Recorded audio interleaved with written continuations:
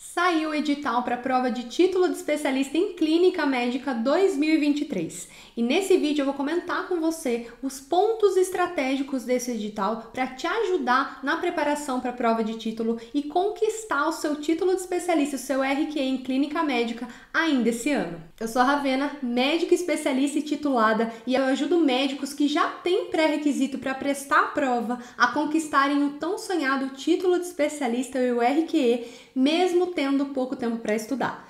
Já são mais de 20 especialidades aprovadas, então se você está aqui nesse vídeo, já aproveita e se inscreve aqui embaixo no canal para você acompanhar e pegar várias dicas de estudo que com certeza vão te ajudar na sua preparação. E especificamente, o título de especialista em clínica médica, ele é um título muito importante porque ele acaba abrindo portas para várias outras titulações. Tanto para outras provas de título de especialista. Então, prova de título de especialista é quando a gente está falando de especialidade médica reconhecida pela AMB, quanto para outras provas que é chamado o certificado de área de atuação, que são das áreas de atuação reconhecidas pela AMB. Claro que tanto num caso quanto no outro, você tendo o título de especialista em clínica médica, esse é apenas um dos pré-requisitos. Você vai também precisar comprovar a formação, seja na especialidade ou seja na área de atuação que a gente estiver falando.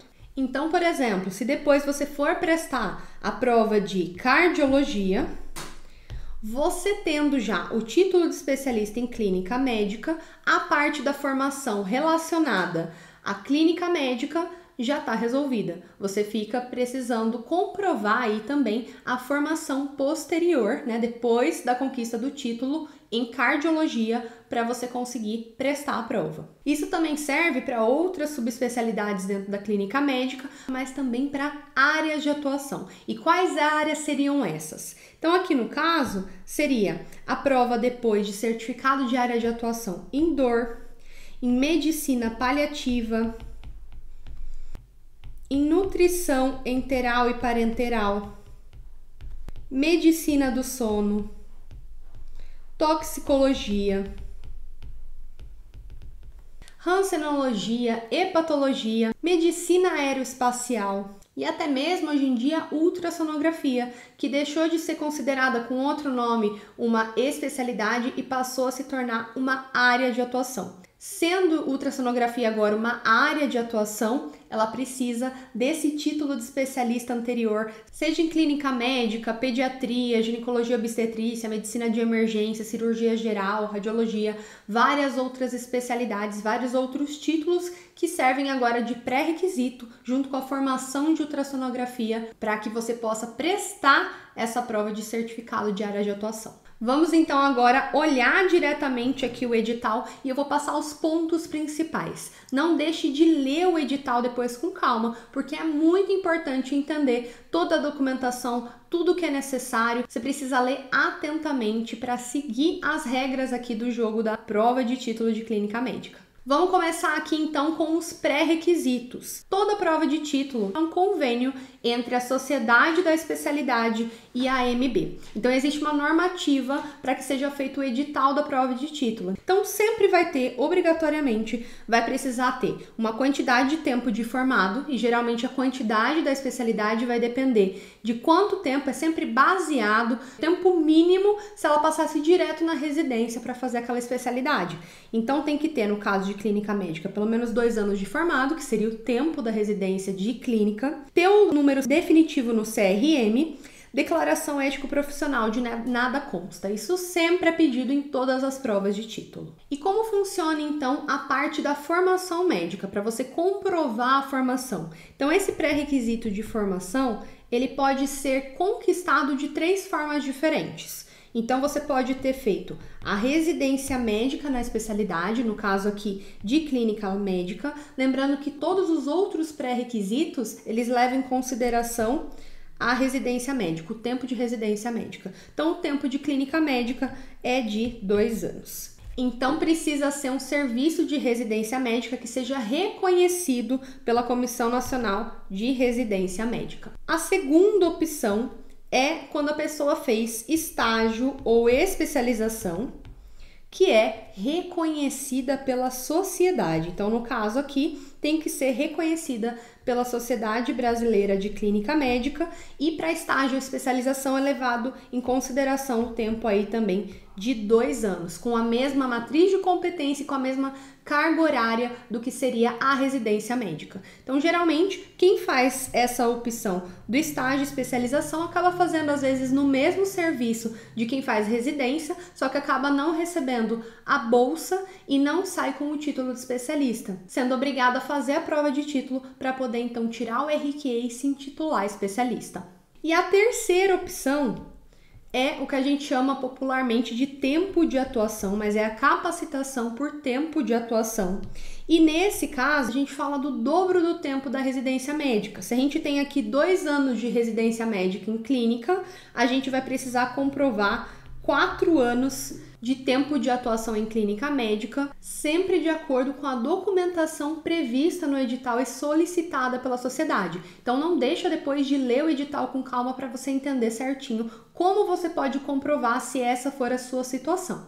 Então, a parte de comprovação da formação na especialidade, de toda a prova de título ou certificado de área de atuação, vai funcionar dessa forma. Então, você comprova que você fez a residência médica na especialidade, ou você comprova que você fez o estágio de especialização sempre com o mesmo tempo, mesma matriz de competência que a residência médica, ou se não, você comprova, de acordo com o que é solicitado no edital, a capacitação por tempo de atuação, que é o dobro do tempo da residência médica. Então, aqui no caso da clínica médica, você pode ter feito a residência em clínica médica. Aqui ele leva em consideração também quando a residência é realizada no exterior, lembrando que precisa ser devidamente revalidada pela instituição pública e registrado pelo MEC. Você também pode ter um diploma ou certificado de um estágio ou treinamento em clínica médica que é credenciada pela Sociedade Brasileira de Clínica Médica, ou, como eu falei, tem a opção aqui da atuação profissional, que é a experiência profissional em clínica médica, aquilo que eu falei de no mínimo 4 anos, e observe que ele pede aqui que seja feito em hospital, universidade, UBS ou UAMA. No caso aqui da clínica médica, a comprovação da atuação precisa ter o histórico de registro existente no CNES, com a atividade profissional como médico clínico. A outra opção é que tenha uma declaração de atuação de exercício de atividade como médico clínico emitida pela instituição em que você trabalhou. Veja que não são aceitos comprovações de atuação realizada em consultório ou clínica particular. Então depois não deixa de ver certinho a documentação aqui necessária que eles elencam no edital, e se você tiver dúvidas sobre a validade do seu pré-requisito, não deixe de entrar em contato com a sociedade. A gente vai ver que aqui mesmo no edital ele disponibiliza um canal oficial para essa comunicação, que é o e-mail. Então você pode entrar em contato, contar a sua situação para você ver se sua inscrição tem chance aí de ser deferida ou indeferida. No caso aqui das inscrições, a inscrição vai ser feita via internet, no próprio site aqui da sociedade. Vai começar a partir do dia 26 de junho, já começou, e vai se encerrar no dia 18 de agosto, às 23h59. E aqui ele fala de preencher totalmente, precisa mandar toda a documentação certinha, precisa da ficha de inscrição totalmente preenchida, envio da documentação e o pagamento da taxa.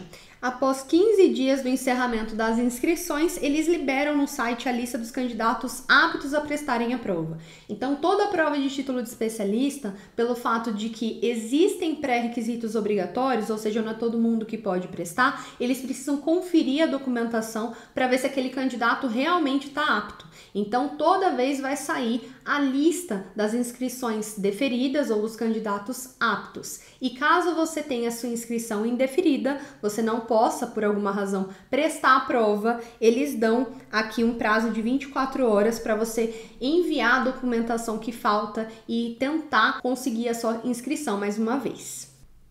E como eu comentei aqui, eles colocam como canal oficial da prova de título o e-mail concursos@sbcm, Sociedade Brasileira de Clínica Médica.org.br. Então, qualquer dúvida referente à inscrição, à parte de pré-requisito, você pode ler o edital em primeiro lugar e, em segundo lugar, enviar um e-mail diretamente para a sociedade e tirar suas dúvidas. Veja então que a inscrição só será efetivada depois de confirmado o pré-requisito, ter sido verificada toda a documentação anexada e a comprovação do pagamento. Existe depois, no final do edital, uma parte que fala sobre devolução de um percentual do valor da inscrição, caso a inscrição seja indeferida. Então, não deixa de ver lá no final do edital essa informação também. Agora vamos falar da parte que interessa, que é a parte da preparação do seu estudo estratégico para a prova de título. Então, como que vai funcionar a prova de título de especialista de clínica médica de 2023? Então, vão ser 2 provas de caráter obrigatório. Como que vai funcionar? A prova teórica vai ser online, então, formato online e remoto. Isso é óbvio, né? Se é online é remoto. Não é bem assim. Existem provas que são feitas no local, no computador do local que a sociedade escolheu para fazer a prova. Então, significa que o formato online e remoto, a prova vai ser feita onde você decidir, no caso ali na sua casa, no seu próprio computador. Serão 100 questões de múltipla escolha, 4 alternativas, cabe somente uma opção correta, e vai ter a duração máxima de 5 horas, sendo que o tempo mínimo de permanência é de 2 horas e meia. Então, vamos fazer o cálculo para o tempo máximo que a gente tem, quanto que vai dar de tempo por questão. Então, se a gente vai ter 5 horas de prova, 5 vezes 60, 300 minutos, dividido por 100 vai dar 3 minutos por questão, o que é um tempo relativamente bom. É um tempo bom, claro que depende do tamanho do enunciado, da complexidade da questão, mas costuma ser um tempo maior do que várias provas de título dão. Lembrando que aqui no caso da prova de título de clínica médica, pelo fato de ser online e pelo fato do que está escrito mais para frente no edital, a gente tem uma prova em que não é preciso passar o gabarito. Conforme você vai passando nas questões, você já vai salvando a resposta. Você não tem a oportunidade mais de voltar e aquilo já vai ficando salvo logo no momento que você vai fazendo cada questão. Então não existe aquela coisa da prova presencial de você passar por todas as questões, depois revisar e aí então passar para o gabarito. Então a gente pode fazer esse cálculo dessa forma. A gente pega o tempo total, divide pelo número de questões, a gente vai ter em média 3 minutos por questão. E isso aqui é muito importante você saber o seu tempo por questão, porque desde já que você está se preparando para a prova, você precisa ir treinando o seu cronômetro interno. Então, que história é essa de cronômetro interno? Você precisa treinar o seu cérebro para que você consiga responder nesse tempo certo. Para que você não passe uma prova se dedicando, gastando muito tempo nas primeiras questões da prova e acabe no final faltando tempo para a questão que de repente você sabe a resposta. Essa é a pior coisa que pode acontecer. Ou se não acontecer diferente, você acelera tanto aqui, você deixa às vezes de lutar por uma questão importante que você tinha a chance de pensar um pouco mais, raciocinar um pouco melhor e acertar e acaba terminando as 100 questões antes do tempo previsto. Então, desde já, desde o momento da preparação, você precisa treinar, resolver as questões de forma estratégica. E um dos pontos principais é saber o seu tempo por questão e treinar o seu cronômetro interno desde já. Se a gente está falando aqui de uma prova com 3 minutos por questão, eu gosto da ideia de você já aproveitar para de repente já começar a treinar ali com 2 minutos e 50 por questão, depois dar uma baixada para 2 minutos e 45. Como eu disse, depende muito da complexidade da prova, do tamanho do enunciado, mas se a gente já treina para uma coisa mais rápida, mas não tão diferente do que a gente vai encontrar no dia da prova, a gente já fica muito mais preparado para as questões que a gente vai enfrentar. E aí vai ter uma segunda etapa, que é a prova prática, que vai ser uma discussão baseada em casos clínicos e ou uma simulação realística. Veja que ele deixou as duas possibilidades. Ou vai ser a discussão baseada em casos clínicos, é aquela prova teórico-prática mais comum que tem em várias especialidades. Já uma simulação realística já seria uma prova diretamente prática mesmo. Então a gente vê que aqui no edital ele deixou as duas possibilidades aí e não deixou muito claro qual que vai ser. Então, de novo, desde já, visto que as provas serão muito próximas uma da outra, dia 17 de setembro, depois quem for aprovado vai fazer a prova prática dia 30 de setembro, desde já tem que levar em consideração como vai acontecer a prova prática para se preparar para ela, seja no formato de casos clínicos, discussão, de repente uma prova multimídia ou até mesmo para uma prova prática. E é interessante notar a data da prova, dia 17 de setembro, dia 30 de setembro. Então está sendo uma prova mais adiantada do que foi em comparação ao ano passado. Se eu não me engano, ano passado foi lá para novembro, dezembro, enquanto esse ano eles já liberaram esse edital de uma forma muito próxima. Então, logo que foi publicado o edital, já estava muito próximo da prova, quase aí, faltando uns 3 meses, quase aí na reta final. Então, agora é o momento de estudar da forma certa, se preparar da melhor forma, mesmo se você tiver pouco tempo para estudar. O que vale não é só o tempo que você tem para estudar, mas você aproveitar esse tempo da maneira certa, principalmente numa prova como a prova de clínica médica, que tem tanto matéria, tanto assunto dentro de cada matéria, você precisa focar e estar em contato com todas essas matérias durante toda a preparação. E já ir estudando para as duas modalidades, tanto para a prova teórica quanto para a prova prática. Então, aqui na parte da prova teórica, ele comenta que o gabarito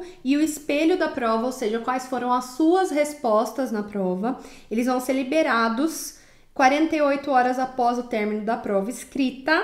E é importante ressaltar que o espelho da prova, ou seja, as suas respostas, vai ficar disponível por um tempo determinado. Logo, é muito importante entender que vai ter uma janela de oportunidade.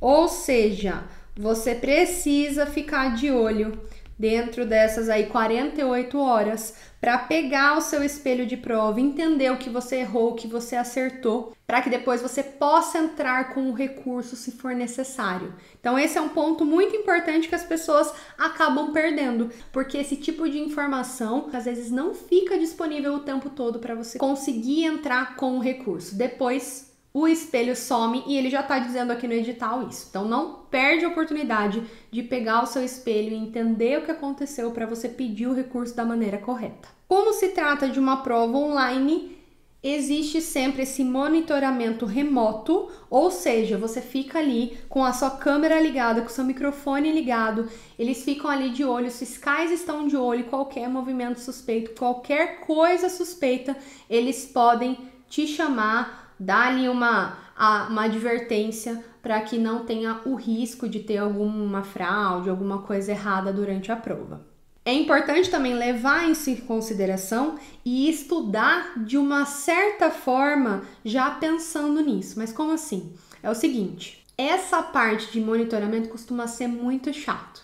Então, às vezes, você pode estar olhando para o canto porque você está pensando numa coisa específica. Ele pode achar que você está lendo alguma coisa na parede ou que algo está acontecendo. Não quer dizer que vá acontecer isso, mas existe chance. E o pessoal que já fez esse tipo de prova sempre comenta que às vezes estava ali pensando em alguma coisa e o fato do fiscal chamar a atenção acaba prejudicando o raciocínio. Então leve em consideração isso para desde já no momento que você estiver estudando, já se prepara para essa situação, para que você não seja prejudicado caso ele te chame no meio da prova. Além disso, tem a parte dos equipamentos necessários para a execução da prova. Então aqui tem a descrição certinha de tudo que precisa, falando da câmera, falando do microfone. Eles gravam a prova para que depois, caso tenha qualquer atividade suspeita, eles possam rever aquele candidato para eliminar, se for o caso de ter risco de fraude, alguma coisa.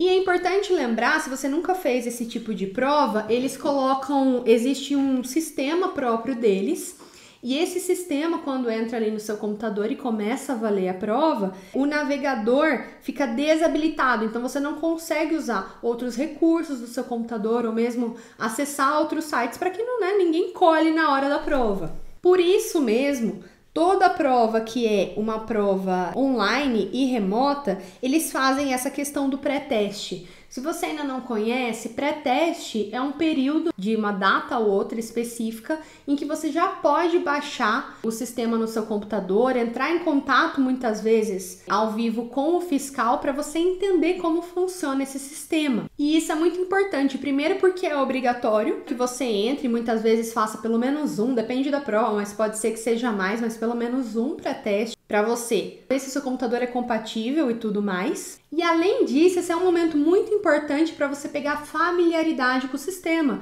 principalmente se você nunca fez uma prova nesse formato.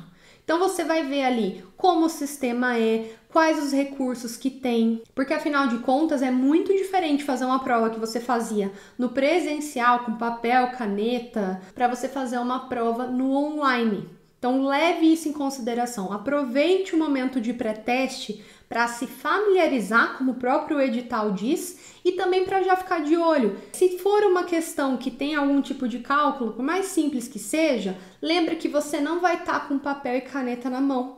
Então existe uma calculadora? Não existe? Tem prova que tem prova que não tem prova que obviamente nem vai deixar nada de muito cálculo pelo fato de não ter essa calculadora. Olhe tudo que tem, veja se tem um espaço para anotação, provavelmente não vai ter. Veja todos os recursos para desde o momento que você já estiver fazendo questão, você já pensar no que tem e no que não tem e como você deve se comportar. Porque inclusive você não pode, estar escrito já aqui no edital, que você não pode estar com papel e caneta na mão e fazer a prova online. Leve isso em consideração porque é muito importante na hora de se preparar.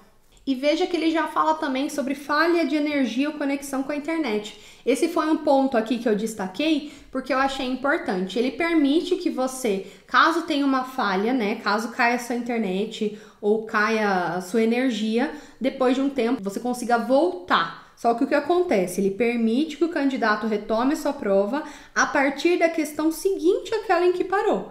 Porque senão, se você volta na mesma questão, você teria o tempo de ver qual que é a resposta daquela questão em algum material, ir atrás de alguma informação e depois voltar para a mesma questão. Então isso não pode, você acaba perdendo ponto, perdendo uma questão que muitas vezes você sabe, ou porque caiu a sua internet ou porque caiu a sua energia.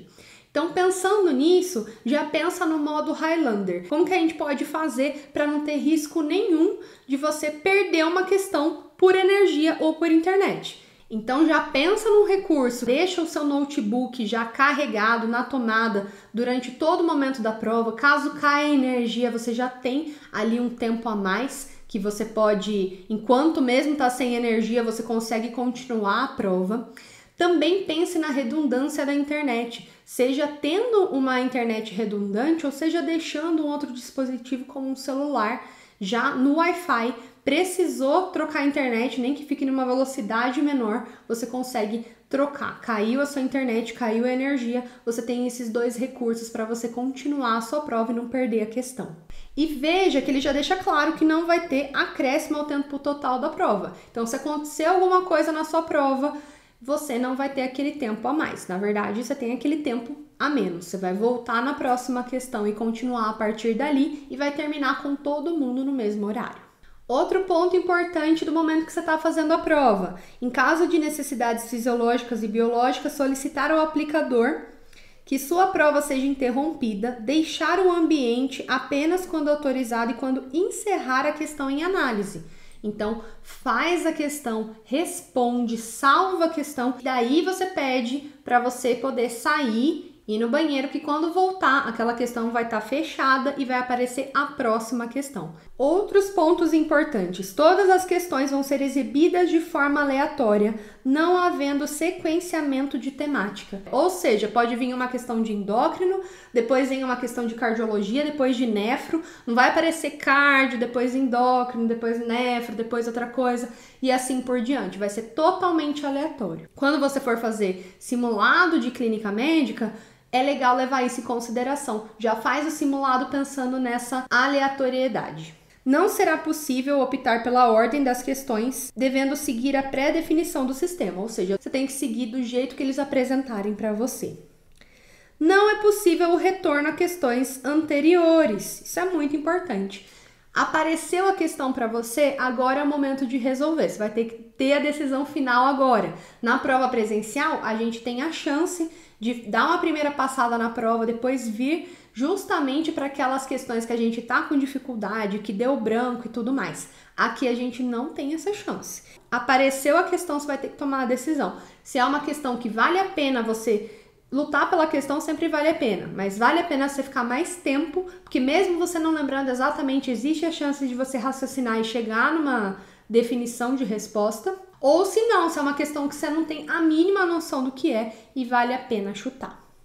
Não será possível também deixar uma questão em branco e depois retornar para respondê-la. De novo, apareceu a questão, você já tem que pensar sobre ela, dar a resposta e salvar. Então, cada questão deve ser respondida e salva. Não vai me esquecer de salvar a questão. Fez a questão, salva. É como se você estivesse passando no gabarito naquela hora imediata. Também vai ter um cronômetro no ambiente de realização. Quando você for fazer o seu pré-teste, já fica de olho para entender como aquele cronômetro aparece para você. É por ali que você vai se guiar, para você ver se você está no tempo certo. Lembra que a gente falou do tempo por questão? Para ver se você está no tempo certo, se não está, como que está indo, se está atrasado, se está bom. De repente você chegou ali no meio da prova, você já vê, já passou 2h30. Será que eu já passei das 50 questões? Ou não, eu tô super para trás, tô com 35 questões, precisa acelerar o passo. Mas treinando o cronômetro interno desde já, você vai conseguir ter um melhor controle no dia da prova. E as questões, a questão que for salva será considerada como concluída, então só salve no momento que você tiver a certeza daquilo, e as questões não respondidas receberão nota 0, ou seja, vai ser considerada como questão errada, por isso não deixe de salvar. Aqui tem os critérios de eliminação, então são aquelas coisas que a gente já sabe: apresentar-se após o início da prova, realizar em espaço físico compartilhado com outro candidato, sair do meio da prova sem autorização do fiscal, aquelas coisas que tem risco da pessoa colar, fazer alguma coisa, trazer alguma informação para a prova. Mas eu resolvi colocar aqui um ponto que eu achei, que eu até já comentei antes. Proibido o uso de papel e caneta ou objeto semelhante. Então, se você está acostumado a fazer a prova no modelo presencial, a riscar, a fazer ali anotação, cálculo, alguma coisa, já começa a estudar desde já no outro formato, pensando que você não vai poder, mesmo estando em casa, você não vai poder ter um papelzinho para fazer anotações, cálculos. Eles vão chamar a sua atenção e tem até risco de repente, eliminar você da prova. Estuda desde já sem esse recurso. Depois, a prova prática presencial será baseada em uma discussão de caso clínico. Pode ser um ambiente de emergência, enfermaria ou ambulatório. A gente sabe muito bem que clínica médica pode ser em qualquer uma dessas situações. E haverá uma projeção de um caso clínico em tela. Todas as imagens, exames complementares e informações da história clínica serão fornecidos para avaliação do caso a juízo da comissão do título de especialista. Olha que informação importante aqui. Às vezes você vai estar lá fazendo a prova e eles só vão entregar uma imagem, um exame de imagem, um exame complementar, ou mesmo mostrar a lesão da pele do paciente ou alguma outra informação a juízo da comissão de título. Então, praticamente, está querendo dizer é o seguinte: eles só vão dar a informação se você pedir. Existem informações que só vão ser fornecidas se você perguntar, se você pedir no momento que você está conversando com o paciente. Então, o paciente chega contando determinado diagnóstico. Eu já fiz uma prova assim, era de um câncer, e aí eu perguntei que tipo de câncer que era, se já tinha feito algum exame, e aí foi me dado o AP. Era feito desse jeito, então só vinha esse resultado caso você pedisse. Se você não pedisse, você ficava sem essa informação. Tem que ficar de olho na história para você solicitar as informações corretas. Aqui ele também fala um ponto interessante: o tempo será rigorosamente igual para todos os candidatos. Ele coloca aqui um tempo programado de 15 minutos, rigorosamente. Então veja que a prova vai ser individual. Daí você vai falar: mas é óbvio que vai ser individual, uma prova prática. Também não é óbvio. Tem várias provas de título de especialista que, quando a pessoa vai fazer, fica num auditório, é projetado um caso clínico num telão e todo mundo vai respondendo ali, claro, longe um do outro, mas sua própria resposta. Aqui, no caso, você vai entrar dentro de uma sala, provavelmente, em que vai ser apresentado um caso clínico numa tela, pelo menos é isso que dá a entender, e você vai ter 15 minutos ali para perguntar, para dizer o que você faria, para responder as questões. E aqui, ó, que eu sempre falo, prova prática é igual a checklist. Ou seja, ó, cada avaliador, de forma passiva, portará uma folha de checklist com questões objetivas. Essa é a forma deles nivelarem a avaliação. Então, eles vão estar de olho em tudo que você vai estar fazendo. E conforme você está fazendo uma coisa ou outra, você está completando um passo ou outro, eles vão dando check na sequência, como se fosse aquela prova do ACLS que a gente faz. Então, ali é esperado que você cheque, chame o paciente, cheque se ele tem pulso, daí você vai seguindo na sequência ali, visualize o ritmo, dependendo do ritmo você vai ter uma outra ação, então aqui é a mesma coisa. Dependendo do caso clínico, você tem uma sequência de ações que é esperado que você faça. Para que seja igual para todo mundo, existe um checklist do que precisa ser completado naqueles 15 minutos. Então, no momento que você já vai estudar, você já vai pensando em que se fosse te abordar sobre um caso clínico, seja, de novo, em emergência, enfermaria ou ambulatório, qual checklist que o avaliador estaria esperando de você? É desse jeito que você vai se preparar de uma forma melhor para a prova prática. E vai ter um cronômetro visível em cada sala da prova. Então, provavelmente vai ter várias salas funcionando ao mesmo tempo, em que caso clínico tá ali sendo exposto, projetado em tela, e aí você vai ter que ter uma sequência de coisas. Aqui no caso, ele comentou só depois, mas da prova prática vai ser aprovado quem tiver uma nota igual ou superior a 7. Agora ele comenta sobre a prova. Para passar para a prova prática, o candidato deverá obter a nota mínima de 65% de acerto. Então, como que vai funcionar? Vai ter a prova teórica, que vai ser online. Nessa prova teórica, quem tirar nota maior ou igual a 65% vai estar apto para a realização da prova prática, que vai ser aí presencial. E quem conseguir tirar aí nota maior ou igual a 7, né? Provavelmente estamos falando aí de 10 pontos. Quem conseguir tirar maior ou igual a 7 vai ser aprovado e vai entrar para o time dos RQE positivo, nome na lista de aprovados. Quanto aos recursos, é aquele momento que ninguém quer ler do edital, mas depois que o bicho pega, fica todo mundo desesperado para voltar nessa informação. Já vê essa informação desde já.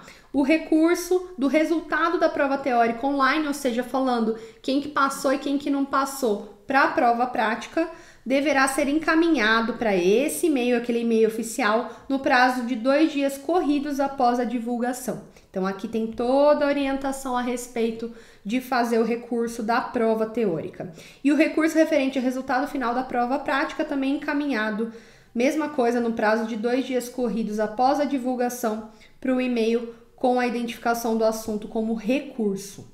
Lembrando sempre que a comissão tem o poder depois de deferir ou indeferir o seu recurso e com isso, de repente, anular ou não aquela questão.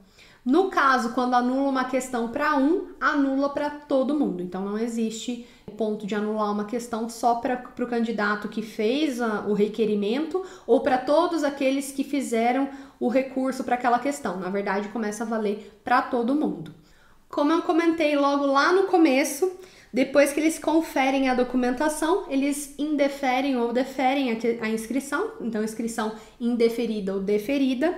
No caso da inscrição ser indeferida, a sociedade restitui 30% do valor da inscrição. No caso da desistência documentada em até 10 dias corridos antes da prova escrita, eles devolvem aí 50% do valor da inscrição. E se a pessoa faltar no dia do concurso, não tem devolução nenhuma. A lista de aprovados vai estar disponível no dia 16 de outubro de 2023. Depois tem o prazo dos recursos e a lista final de aprovados vai estar disponível no site da sociedade no dia 30 de outubro de 2023. Também se atente à bibliografia recomendada, lembrando que a bibliografia é o juiz da prova. Então, não é quem Não necessariamente é por onde você precisa estudar, não é obrigatório. Claro que se de toda a bibliografia disponível no edital, se você tiver um material que você se adeque, que você ache didático, que você goste de estudar, super vale a pena. Mas não é porque de repente tem um super tratado gigantesco aqui que essa vai ser a melhor oportunidade de você estudar. Muitas vezes não é. Então, se a bibliografia é o juiz, significa que a gente, na dúvida, surgiu uma dúvida sobre o posicionamento de determinado assunto, que existe mais de uma forma de fazer, de repente, um determinado tratamento. Então, a gente vai no juiz, porque é ele que bate o martelo sobre qual vai ser o posicionamento da banca no momento que eles estiverem corrigindo a sua prova. Mas lembrando que não é porque tá aqui na bibliografia recomendada que você é obrigado a estudar através aqui apenas desse material. Você pode sim estudar, mas não deixa de ter ali o material teórico e principalmente as questões que são didáticas e que você vai aproveitar bastante. Tem um livro ou outro aqui que é importante, tomando cuidado sempre com a data da edição. Então veja aqui que tem até um que é mais antigo aqui no caso, os outros são bem atualizados, no caso tem 2 antigos na verdade, o restante é bem atualizado. Mas toma cuidado e principalmente essa parte de protocolo e diretriz, que ele já deixou aqui específico onde dá para procurar mesmo no site, já é uma ótima oportunidade de estudar através disso, que costuma ser uma coisa bem gostosa, né? Protocolo e diretriz é bem assertivo, direto, então é uma oportunidade de estudar de uma forma gostosa e mais do que isso, criar um material estratégico de revisão para que você não só estude naquele momento, quanto você revise essa informação e multiplique o tempo que você estudou várias e várias vezes através da revisão. No final aqui do edital, a gente tem os dados sobre as taxas de inscrições e o resumo sobre as datas, todas essas datas que a gente comentou. De qualquer forma, não deixa de ler o edital com calma, acesse o link do edital, tá disponível no blog, se tiver aqui no blog já vai estar aqui embaixo, se não, procura no Google, no blog a gente tem tudo organizado, as datas da prova, as datas das inscrições, tudo certinho para que você encontre essa informação de forma fácil e lá também tem o link para o PDF do edital. Desejo que você tenha uma excelente preparação, já aproveita, me segue lá no Instagram também que eu tô sempre dando dicas de estudo e se você tiver interesse em entrar na mentoria para se preparar de forma eficiente, mesmo tendo pouco tempo para estudar e conseguir ver seu nome na lista de aprovados da próxima prova de título de clínica médica, coloca seu nome na lista de espera para você ser informado assim que a gente abrir uma nova turma e assim que a gente tiver novas vagas disponíveis. Até mais!